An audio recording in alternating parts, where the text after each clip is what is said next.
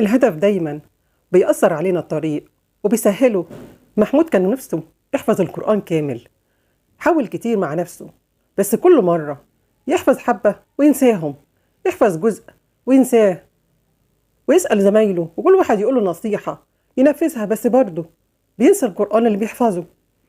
لغاية ما جه في يوم فكر إنه يسأل الإمام الجامع اللي هو بيصلي فيه ينصحه عن حاجة تساعده على إنه يحفظ القرآن من غير ما ينسى.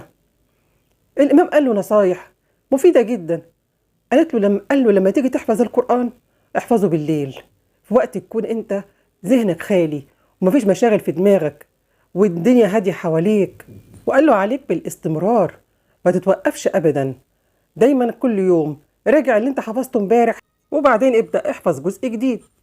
محمود نفذ كلام الشيخ وبقى فعلا كل يوم يحفظ حاجة جديدة ويراجع اللي حفظه قبل كده. بس لا، بعد المدة ما الحفظ كتر عليه بدأ ينسى الحفظ الأولاني خالص. قام رجع للشيخ تاني وقال له على الحكاية دي. وصاه الشيخ إن هو وهو بيصلي يقرأ القرآن اللي هو بيحفظه جديد عشان دايما يبقى فاكره وما ينساهوش. وبدأ محمود فعلا وهو بيصلي يقرأ القرآن اللي حافظه جديد. بس بعد مدة برضه لقى نفسه اللي حافظه دلوقتي هو اللي في دماغه، إنما اللي حافظه زمان الأول خالص بدأ ينساه. يعمل إيه؟ ومن حيرته اشتكى لمراته إن أنا كل ما أحفظ جزء بنسى الجزء اللي قبله. مراته قالت له طب هقول لك حاجة، احفظ القرآن كله وأنا والله هجوزك واحدة تانية، والعروسة جاهزة عندي وأنا هجهزها لك من كله وبالرضا وبالسعادة من قلبي. محمود الصدمة كانت بالنسبة له خليته مش مصدق. قال لها يعني أنا لو حفظته كله هتجوزيني؟ قالت له هجوزك وأنا راضية ومش ممكن أعمل لك أي مشكلة في حياتك. قال لها طب احلفي. قالت له والله العظيم لو حفظته كله أجوزك. وبعد 6 شهور محمود جه لمراته وقال لها أنا حفظت القرآن كاملا.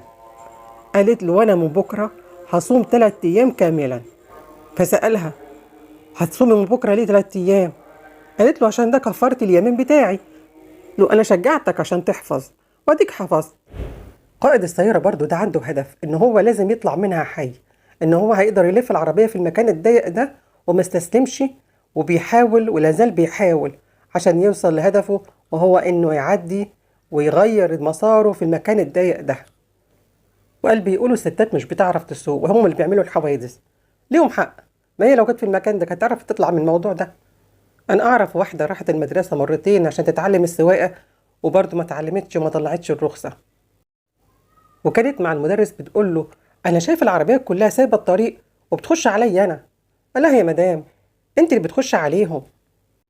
ومن اللحظه دي شالت فكره السواقه من دماغها.